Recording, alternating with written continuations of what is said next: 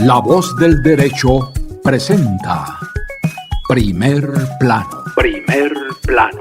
Una visión dinámica de los hechos y los personajes de la jurisprudencia y la vida nacional que conformarán la historia del mañana.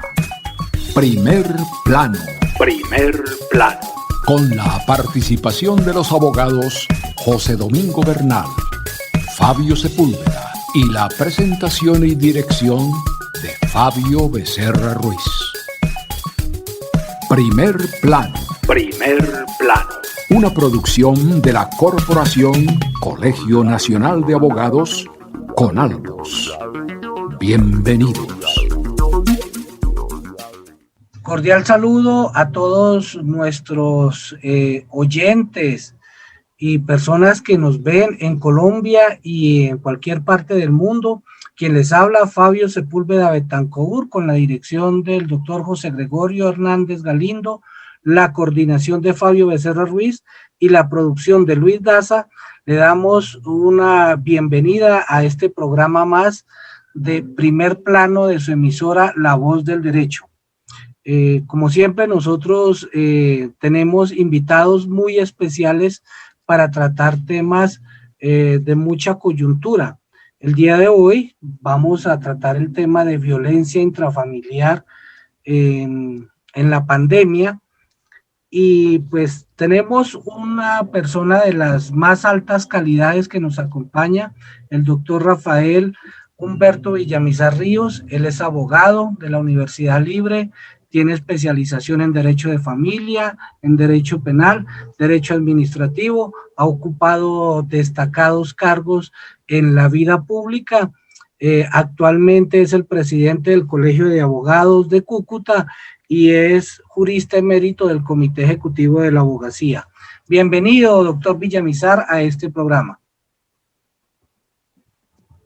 Muy buenos días, doctor Fabio, y todos los integrantes de la mesa de trabajo de este importante medio radial, publicitario y televisivo.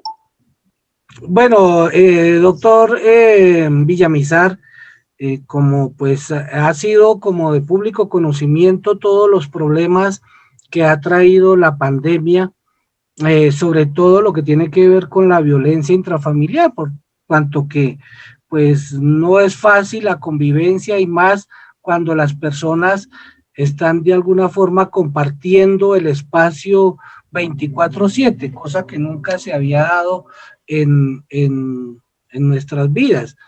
Entonces, entremos en materia para definir exactamente qué es el delito de violencia intrafamiliar. Bueno, primero que todo debo comentarles estas cuestiones o dejar como en claro a la audiencia lo siguiente. Vamos a hacer una exposición un poco más dirigida a la comunidad, al pueblo, que a la parte jurídica, porque la parte jurídica, pues naturalmente, nos llevaría pues a unas grandes explicaciones soportadas, lo que pronto yo considero que el mensaje que se le debe dar a la ciudadanía, sobre todo en estos momentos tan difíciles que vive el país o la humanidad en cuestiones de violencia intrafamiliar. Entonces yo considero que debiéramos aprovechar este medio más que todo para ilustrar a las personas en qué consiste el tipo de violencia intrafamiliar, qué se debe hacer, ante quién acudir, quiénes pueden incurrir en ese tipo de delitos y quiénes pueden ser víctimas, quiénes pueden ser victimarios. Porque ya, digamos, el tema de la violencia intrafamiliar es supremamente extenso, se pueden hacer prácticamente tratados y hasta especializaciones, porque la jurisprudencia ha sido muy galopante en este tema debido a que las cifras no bajan. Las cifras no bajan, todos los días se incrementan, todos los días hay violencia intrafamiliar en todas las ciudades, en todos los rincones de nuestra patria, y no nos explicamos el por qué no baja, siendo que las penas son altas y los castigos son severos. Entonces, yo considero que debemos entonces ilustrar más que todo a la ciudadanía en estos aspectos generales sobre lo que es la violencia intrafamiliar. ¿De acuerdo, doctor Fabio? Claro, doctor Rafael, pues de eso se trata. Lo que queremos nosotros es acá hacer visible toda esta problemática y darle esas herramientas a las personas que se ven inmersas en este tipo de situaciones de violencia intrafamiliar, tanto el hombre como la mujer. Y me parece que el enfoque debe de ser eso, pues nosotros los abogados ya la parte jurídica la entendemos, y empecemos por esa parte, entonces, explicándole a la gente qué puede hacer en un caso cuando hay violencia intrafamiliar. Bueno, definámoslo. El artículo 229 del Código Penal vigente en Colombia se ha definido la violencia intrafamiliar como aquel maltrato físico o psicológico a cualquier miembro del núcleo familiar, y entendiéndose pues el núcleo familiar como aquellos integrantes de la familia, el papá, la mamá, los hijos, los hermanos, los tíos, todos los que conforman la unidad familiar, todos los que conforman un núcleo familiar, hermanos inclusive, los que hacen una vida permanente bajo un mismo techo. Porque no cualquier acto puede catalogarse violencia intrafamiliar, no obstante entre esas mismas personas. Entonces la ley ha distinguido y la jurisprudencia ha distinguido cuando se comete un delito de violencia intrafamiliar entre el esposo digamos, la persona que fue esposo de la señora. ¿Por qué? Porque pueden estar separados legalmente, pero como hoy en día que se hace una separación de cuerpos, ahí sea judicial, pero no, ninguna de las dos partes tiene para dónde irse.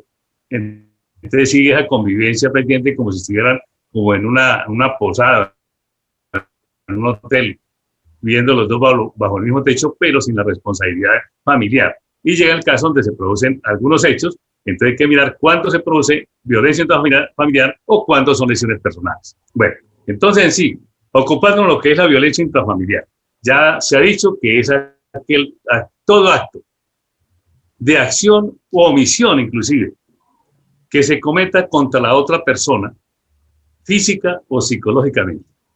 Entonces, la doctrina se ha enriquecido debido a los innumerables casos que a diario se presentan en las diferentes modalidades.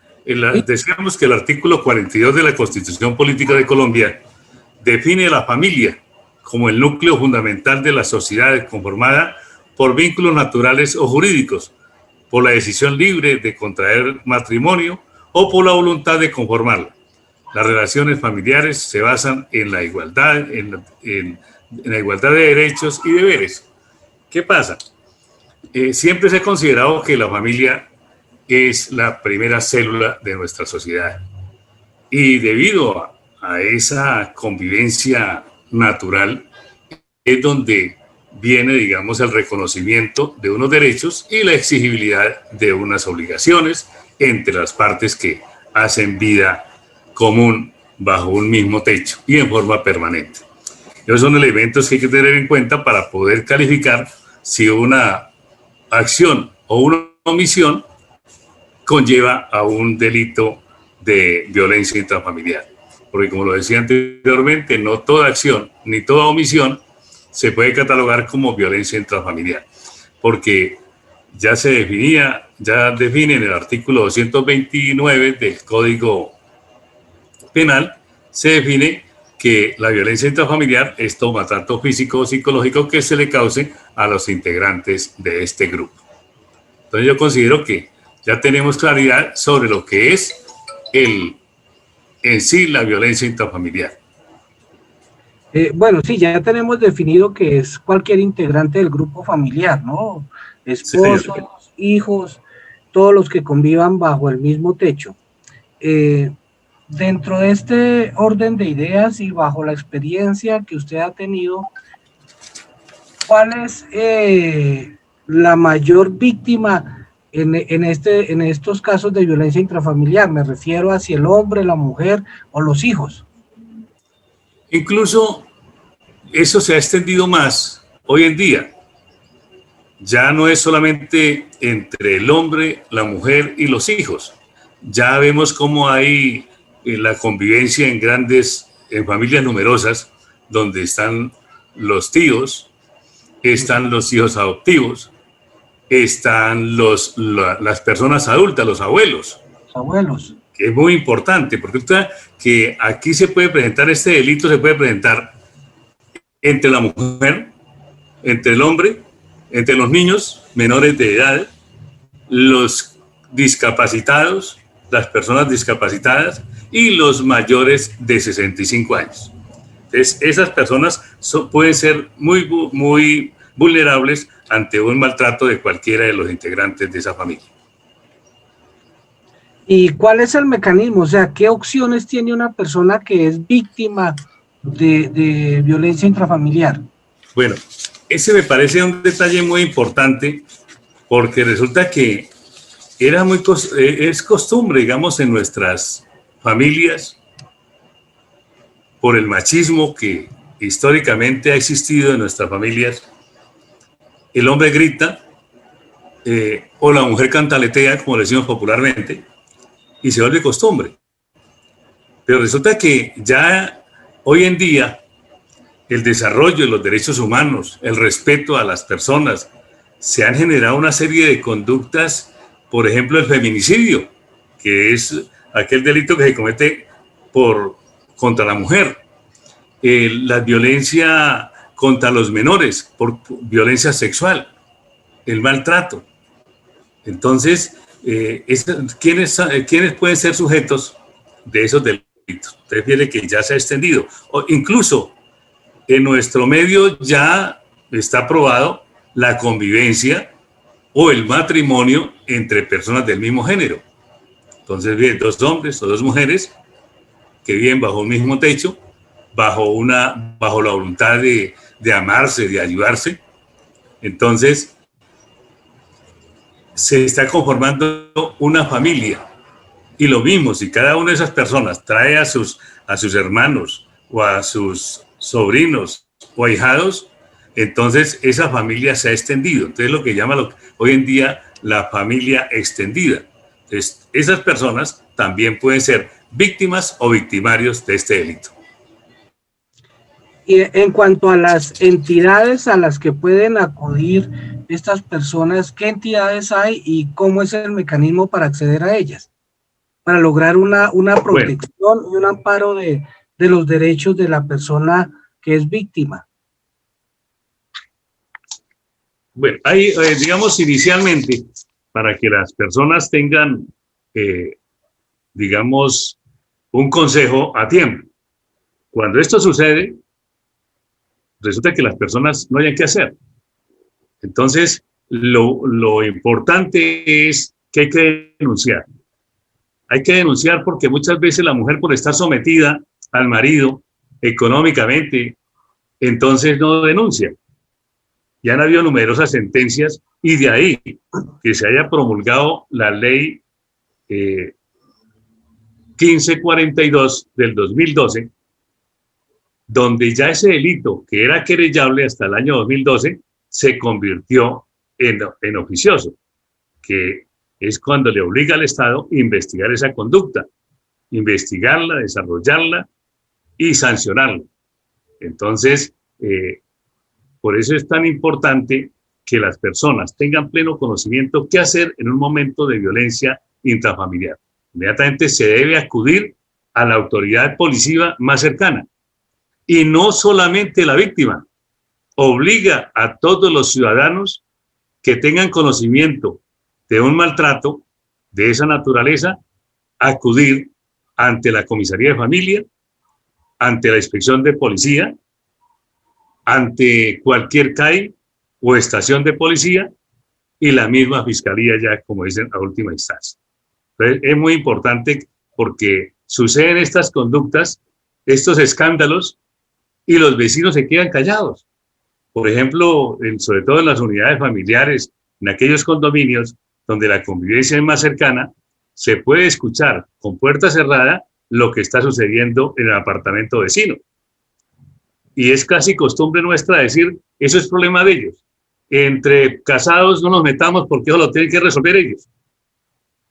Pero se nos olvida a nosotros que entre esas personas, bien sea hombre y mujer, se presentan muchas desigualdades. ¿Por qué? Porque muchas veces el hombre es víctima también de la violencia intrafamiliar de la esposa. O lo que es común, la esposa víctima de violencia intrafamiliar de su esposo. Aquel hombre agresivo, aquel hombre corpulento, poderoso, que tiene no solamente poder físico, sino poder económico, poder social, poder político. Entonces, digamos, como esa indiferencia social, hoy en día la ley la castiga. Todo ciudadano está en la obligación de denunciar cualquier acto de violencia intrafamiliar que esté sucediendo en su entorno. ¿Por qué? Porque también puede ser víctima los niños.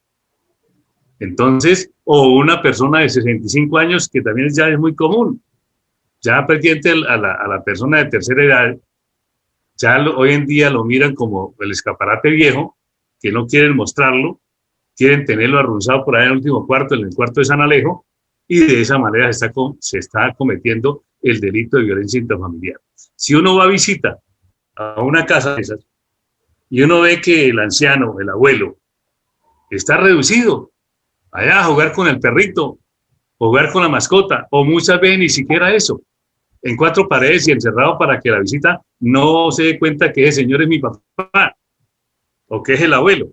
Da pena mostrarlo. Eso es violencia intrafamiliar. Y yo, como visitante, tengo la imperiosa necesidad, la obligación de acudir a los órganos del Estado, así sea a una comisaría de familia, a bienestar familiar, a la inspección de policía o a la fiscalía a denunciar ese hecho. Y ese hecho, ojo, ese hecho no, hoy en día no es desistible. Porque otro aspecto muy importante, mi doctor Fabio, que es bueno que la ciudadanía lo conozca, es lo que se venía presentando hasta antes de la expedición de la ley 1542 del 2012, donde la mujer, o por qué circunstancia, denunciaba el maltrato al marido. Entonces la mujer iba, denunciaba que el marido la golpeó, la dejó casi muerta, y resulta que a los 3, 4, 5, 8 días, que ya las heridas habían desaparecido, o al menos se hizo presente un hecho más que fue el hambre, entonces la mujer acudía ante el juez o ante el fiscal a decir, no, ya pasé, ya perdoné a mi marido, eso fue un momento ahí de rabia, yo incluso tuve la culpa, yo lo provoqué, yo necesito que al marido me lo saquen de la cárcel. ¿Pero por qué? Porque es el hombre que lleva el mercado a la casa. Es el hombre que de alguna manera ejerce esa autoridad o esa presión donde se ve en la obligación la mujer o los hijos de acudir ante la justicia para que a ese hombre lo saquen de la cárcel o le quiten la medida de protección.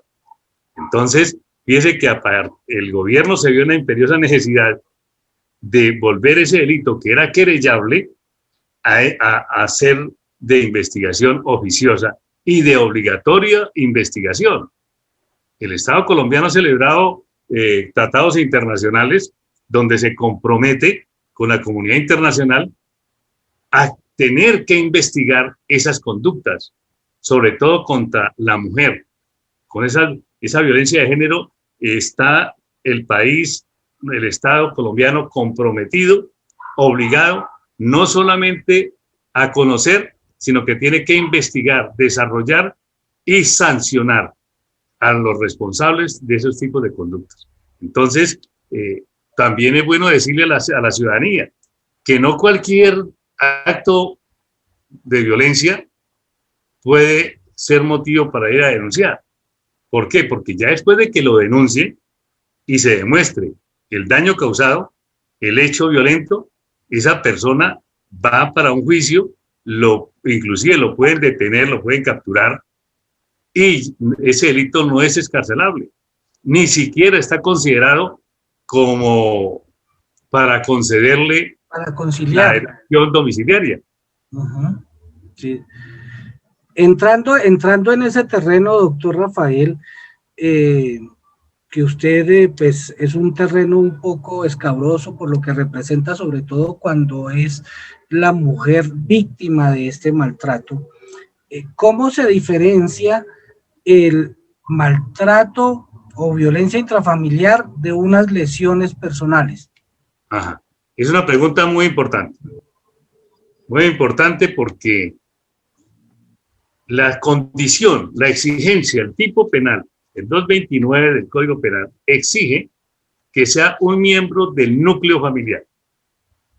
Y lo importante del núcleo familiar quiere decir que es la convivencia bajo un mismo techo en forma permanente. Entonces, entre cualquiera de esas personas se puede dar la víctima, se puede dar el victimario. Pero muy diferente es cuando la persona, por ejemplo, los esposos están separados y entonces le ocasiona una lesión a la esposa. El esposo, digamos, molesto porque perdió o se molestó o se fue ofendido de la casa al encontrarse con la señora, o de pronto en una visita que de pronto le haga, o de una llegada intempestiva visita a la señora y le ocasiona unas lesiones. Eso no se tiene como violencia intrafamiliar. Es una lesión personal. ¿Por qué? Porque el señor ya no vive ahí. Pero diferente cuando existe un hijo. Cuando existe un hijo, entonces ya ese vínculo es más cercano y el hijo puede cometer violencia familiar contra el padre o el padre contra el hijo. Entonces, la jurisprudencia ha tenido muchas contradicciones, pero sin embargo ha avanzado en eso, en saber cuándo hay lesiones personales y cuándo hay violencia intrafamiliar. Entonces, para concluir, la violencia intrafamiliar se da es cuando hay una convivencia conformando un núcleo familiar bajo un mismo techo. Importante esa claridad, porque tiende siempre a confundirse todo y, como decimos nosotros en el argot popular, a echar todo en el mismo canasto. Y es importante esa diferenciación. Usted nos hablaba de que indudablemente también el hombre y la mujer, cualquiera puede recibir este tipo de ultrajes o maltratos. En el hombre, ¿qué tan frecuente es que se dé a conocer, primero, que se presente el maltrato como tal y que el hombre denuncie ese maltrato? Sí, nosotros estamos acostumbrados porque nuestra sociedad machista así nos lo ha enseñado, de que la violencia intrafamiliar, como inclusive muy comparado con el delito de inasistencia alimentaria, estamos acostumbrados de que el hombre es el que comete ese tipo de delitos, pero resulta que no. Se ha demostrado, por ejemplo, en la costa, en los Santanderes, la mujer tiene, digamos, el ejercicio de una autoridad. ¿Por qué se da eso? Porque en nuestra sociedad, sobre todo la santanderiana, en la paisa, el hombre es el que sale a trabajar y la mujer se queda en la casa, educando a los hijos, dedicada a las actividades del hogar, y ella en sí se va personando como del manejo del hogar, de la casa. Entonces viene la riña porque el padre no trae los suficientes recursos y entonces ella empieza a reclamar de que los recursos económicos no le alcanzan. Y ya el hombre, pues, se ha, digamos, un poco apenado por su condición de hombre, que ve que no es capaz de cumplir con sus obligaciones económicas, entonces cede como esa autoridad a la mujer. Y vemos cómo la mujer de alguna manera tiene que salir adelante con la educación y el sostenimiento de sus hijos. Entonces, por eso, en ese momento la mujer tiene como, asume, digamos, el rol de jefe de hogar y es la que impone autoridad. Y de ahí entonces vemos cómo algunas de esas mujeres atentan contra la vida de los hombres. No median ningún obstáculo para inclusive actuar violentamente, ya sea con armas blancas o armas de fuego. Inclusive, además de la cantaleta, es muy común que sacan, como dicen, el rodillo de amasar y se lo descargan al marido. Entonces, lo que pasa es que casi esas denuncias no son tan comunes porque generan pena. Sí, uno va a una comisaría a decirle a un comisario, mire, mi mujer me dio un garrotazo en la cabeza porque no llegué borracho, por decir algo. Pero, hombre, usted se va a pegar de su mujer. Entonces, como que se pierde hombría. Lo mismo pasa con el hombre. El hombre le da miedo denunciar a la mujer por inasistencia alimentaria, pues es una obligación de igual a igual. ¿Sí? Muchas veces el hombre tiene los hijos en la casa y la mujer se fue del hogar y tiene una buena posición económica y no contribuye. Entonces el hombre le da como pena ir también a reclamar a la comisaría de familia o a la fiscalía que mire que esta señora tiene que contribuir con la alimentación de los hijos, cuando ancestralmente es el hombre que tiene que hacerlo. Entonces fíjese que esas circunstancias se dan mucho. Ahora, mi doctor, quiero, ya que me acordé de este punto tan importante, hoy en día, y sobre todo viviendo en este asunto de la época de la pandemia, se está viendo cómo a los niños y los adolescentes están siendo víctimas del maltrato sexual.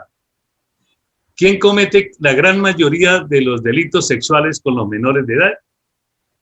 El familiar, el que está más allegado, el papá, la mamá con los niños, porque la mamá también, a las madres se le acusa muchas veces de tener actos sexuales con los menores, con sus menores hijos, no solamente el hombre. Sí, ese es un tema bien importante, indudablemente daría para otro programa, porque es un tema de mucha sutileza, ¿no? Y que genera, pues, indudablemente mucha suspicacia y rechazo en la sociedad, por lo que representa esto. Indudablemente sí hace parte de un tema que se tiene que lo tratar. Pero mire, doctor, perdone una interpelación, perdone que una aclaración acá. Es que me refería al tema sexual porque una de las condiciones para que sea violencia intrafamiliar es que la conducta no conlleve a una sanción superior por otro delito. Entonces, por ejemplo, acá, el papá golpea a su hija o la maltrata, acosándola sexualmente, y entonces, ¿qué se comete? ¿Lo sancionamos por violencia intrafamiliar o por acoso sexual o actos abusivos en menor de 14 años o violencia sexual? Entonces, como el delito sexual en los menores tiene una pena superior, entonces ya no se va a perseguir por violencia intrafamiliar, sino que se le va a investigar y sancionar es por los delitos sexuales. Eso es muy importante. Entonces, es siempre sancionado por violencia intrafamiliar, siempre y cuando no haya otro delito de mayor identidad, como decimos los abogados. Perfecta la aclaración. Doctor Villamizar, ha sido muy importante estos aportes y quisiéramos ya como para concluir que pudiéramos sintetizar en algunos puntos claves sobre los elementos que tienen las personas o las herramientas que la persona tenga cuando se siente en una situación de violencia intrafamiliar, ¿sí? Y esos mecanismos, las autoridades que puede acudir, usted nos mencionaba, a las estaciones de policía, las comisarías de familia, la fiscalía, pero no todo mundo tiene acceso a eso. O sea, ¿qué otra forma tiene la persona para sentirse protegida por el Estado cuando es víctima de violencia? Bueno, el delito de violencia intrafamiliar encarna una figura de protección supremamente importante, porque también hay que decirle a la ciudadanía que no sientan miedo de denunciar.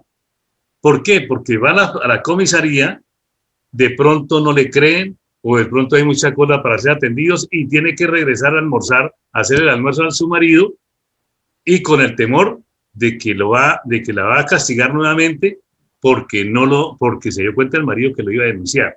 Entonces, ese temor reverencial y ese temor real, inclusive, hay que eliminarlo. Hay que hacerle un llamado a la ciudadanía, a los vecinos y a la familia misma, que hay que apoyar a esas víctimas. Entonces, la ley tiene estipuladas unas medidas de protección supremamente importantes que las voy a leer para que sean precisas.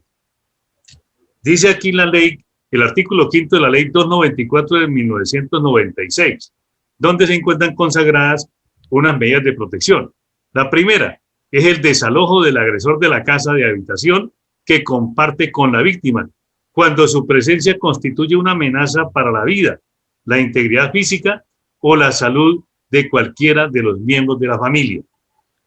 Otra medida de protección, la orden de abstenerse de penetrar en cualquier lugar donde se encuentre la víctima. Por ejemplo, a la mujer le da miedo denunciarlo porque en el trabajo de pronto se siente desprotegida, es un lugar deshabitado de pronto, o tiene acceso el agresor, o existen allí familiares en ese lugar de trabajo. Entonces se le prohíbe al agresor no estar en el entorno físico de la víctima, no ir al lugar de trabajo de ella para que no sienta temor o se sienta pues con temor a que sea agredida nuevamente. Una tercera, esconder o trasladar de la residencia de los niños, niñas y personas discapacitadas en situación de indefensión miembros del grupo familiar. ¿Qué pasa? Si yo, por ejemplo, denuncio a mi esposa por violencia intrafamiliar, entonces, ¿qué puede ser el temor? De que mi esposa se lleve a los hijos, me los esconde y yo no voy a tener acceso a la visita y a compartir con ellos. Entonces, muchas veces por ese temor no hay denuncia de violencia intrafamiliar. La obligación de acudir a un tratamiento reeducativo y terapéutico en una situación pública o privada que ofrezca tales servicios a costa del agresor. Esta es una medida de protección acumulativa. ¿Qué quiere decir? Además de que lo sacan del entorno físico o de convivencia con la víctima, lo obliga a que tiene que pagar un tratamiento psicológico para la víctima, para que le elimine ese temor o ese daño psicológico que le está causando por la agresión. Quinto, la orden de pago de los gastos de orientación y asesoría jurídica, médica, psicológica y psíquica que reúna a la víctima, algo parecido. La protección temporal especial de la víctima por parte de las autoridades de policía, tanto en su domicilio como en su lugar de trabajo, si lo tuviere, cuando la violencia o maltrato revista gravedad y se tema su repetición. Entonces, una cosa sumamente importante es que haya una protección de la policía.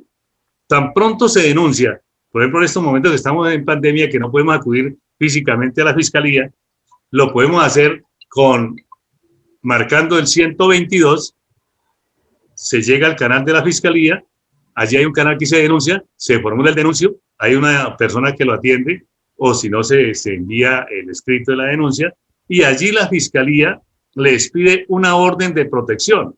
Con esa orden de protección puede acudir inmediatamente a cualquier policía para que,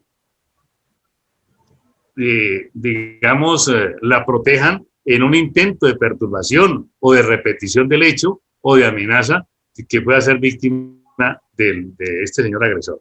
Finalmente, decidir provisionalmente el régimen de visitas, la guarda y custodia de los hijos e hijas, si los hubiere, sin perjuicio de la competencia en materia civil o de otras a quienes podrán ratificar esta medida o modificarla.